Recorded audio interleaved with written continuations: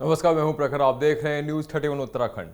हल्द्वानी में आगामी 2022 की विधानसभा चुनाव को लेकर कांग्रेस ने कमर कस ली है। वहीं लालकुआं विधानसभा की प्रबल दावेदार और पूर्व ब्लॉक प्रमुख संध्या डालाकोटी ने भाजपा की सरकार को विफल बताते हुए बीजेपी सरकार पर जमकर निशाना साधा। तो चलिए आपको भी दिखाते हैं संवाददाता राकेश जोशी के साथ हमारी ये खास रिपोर्ट। मैं राकेश जोशी, न्यूज 31 उत्तराखंड के साथ। आगामी 2022 के विधानसभा चुनाव नजदीक है और सियासी सरगर्मियां जो है तेज होती हुई दिखाई दे रही है। इसी में संबंध में बात करने के लिए हमारे बीच में पूर्व ब्लॉक प्रमुख संध्या डालाकोटी मैडम मौजूद है। मैडम, सबसे पहले तो स्वागत है आपका न्यूज 31 उत्तराखंड में। धन्यवाद भैया। मैडम, आपसे जानना चाहेंगे, जिस तरीके से आगामी 2022 के विधानसभा चुनाव नजदीक है, कांग्रेस जो है किन किन विकास के मुद्दों को लेकर जनता के बीच में जा रही है? देखिए, कांग्रेस हर बूथ में महंगाई, बेरोजगारी, महिला सुरक्षा और क्षेत्र में विकास के मुद्दे, किसानों के मुद्दे को लेकर क्षेत्र में जनता के बीच में जाएगी। और मैं ये कहना चाहती हूँ, भारतीय जनता पार्टी ने जो 4.5 साल का इनका कार्यकाल रहा वो निराशाजनक रहा। क्षेत्र की सारी विकास के कार्य ठप रहे, युवा बेरोजगार हैं, महिलाएं परेशान हैं और सिर्फ ये भारतीय जनता पार्टी के लोगों ने अपने विधायक को और मुख्यमंत्री को रोजगार देने का काम किया और कुछ नहीं किया। ये क्षेत्र में ये भारतीय जनता पार्टी नाकाम साबित हुई है। जिस तरीके से देखते हैं, लगभग 4.5 साल जो है भारतीय जनता पार्टी की सरकार को हो चुके हैं। बात करें महंगाई की, 4.5 साल में महंगाई जो है अपनी चरम सीमा पर पहुंच चुकी है। इससे जो है जनता भी जो है त्रस्त दिखाई दे रही है। बिल्कुल त्रस्त दिखाई दे रही है। आप देख लीजिए, कांग्रेस के समय जो गैस का सिलेंडर 450 रुपये का था वो अभी 900 रुपये के पार हो चुका है। पेट्रोल के दाम बढ़ चुके हैं, डीजल के दाम बढ़ चुके हैं और हमारी जो दैनिक की दिनचर्याओं के दाल देख लिए आप, खाने वाला लाई का तेल देखिए, सब चीज़ के दाम आसमान छू रहे हैं। आलू, प्याज, सब्जियों के दाम।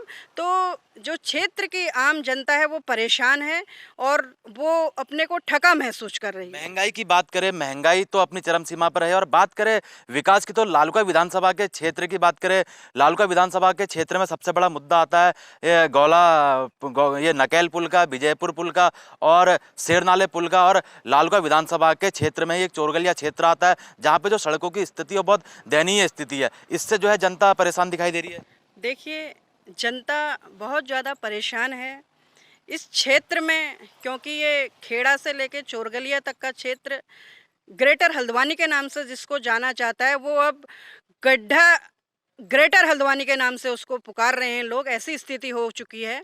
और मैं ये कहना चाहती हूँ, यहाँ पर भारतीय जनता पार्टी के जो जनप्रतिनिधि हैं, जो कार्यकर्ता हैं, उनसे हमारे क्षेत्र में ग्राम सभा देवला मल्ला में तोक विजयपुर का पुल नहीं बन रखा है अभी तक का, नकेल का पुल नहीं बन रखा है अभी तक का। और जो हमारा क्षेत्र चोरगलिया है, यहाँ पर उसमें सेरा नाला आता है, उसमें हमेशा जब भी बारिश होती है तो जनहानि का हमेशा डर बना रहता है।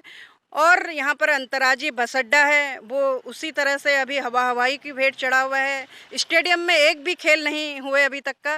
सब जगह से हमारे आम जनता को निराशा ही निराशा मिली है। तो मैं ये भारतीय जनता पार्टी के लोगों से ये पूछना चाहती हूँ, जो आपके अच्छे दिन के वादे थे वो कहाँ हैं और कब धरातल पे आएंगे? मैडम, डबल इंजन की सरकार में जो है कोई कार्य नहीं हुआ है, ये आपका कहना है। और जिस तरीके से अगर 2022 के विधानसभा चुनाव में अगर जनता जो है कांग्रेस को अगर जो है आशीर्वाद देती है तो कांग्रेस जो है जितनी भी ये समस्या है उससे जो है छुटकारा दिलवाएगी। बिल्कुल छुटकारा दिलाएगी। कांग्रेस के समय विकास हुए हैं। आप स्टेडियम जो है कांग्रेस के समय का है, बस अड्डा कांग्रेस के समय का है, जू कांग्रेस के समय का है, चिड़ियाघर में कांग्रेस के समय का है, नंदौर वैली कांग्रेस के समय, टंचिंग ग्राउंड जो वहाँ बना हुआ था वो सब कांग्रेस के समय के हैं। बीजेपी में तो सब हवाई है और आगे भी मुझे नहीं लगता ये विकास कार्य करेंगे। अब तो सिर्फ घोषणाएं इन लोगों की रहें। मैडम, लास्ट सवाल आपसे पूछेंगे, आगामी चुनाव में जो है लालकुआ विधानसभा से प्रबल दावेदारी है आपकी और एक महिला जो है, आप जो है प्रबल दावेदारी के लिए सिर्फ लालकुआ विधानसभा से। कैसी चल रही है आपकी तैयारियाँ? देखिए, तैयारी हम लोग 2002 से हम क्षेत्र में तैयारी कर रहे हैं। अगर प्रदेश का और राष्ट्र का संगठन और ज़िले का संगठन देखेगा तो मैं अवश्य इस क्षेत्र से चुनाव लड़ूंगी।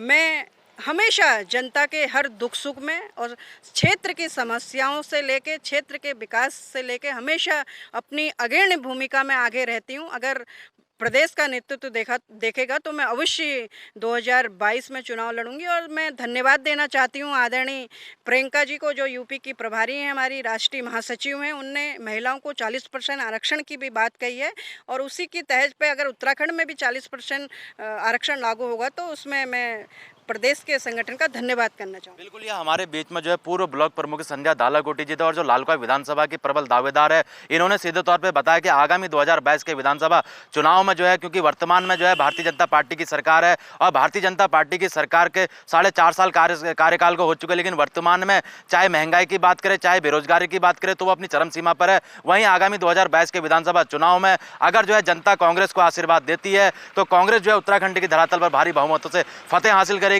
और बेरोजगारी और महंगाई को जो है कम करेगी। राकेश जोशी, न्यूज़ 13 उत्तराखंड के साथ गोलापार। उत्तराखंड से जुड़ी तमाम खबरों को देखने के लिए हमारे चैनल को सब्सक्राइब करें और बेल आइकन दबाना ना भूलें।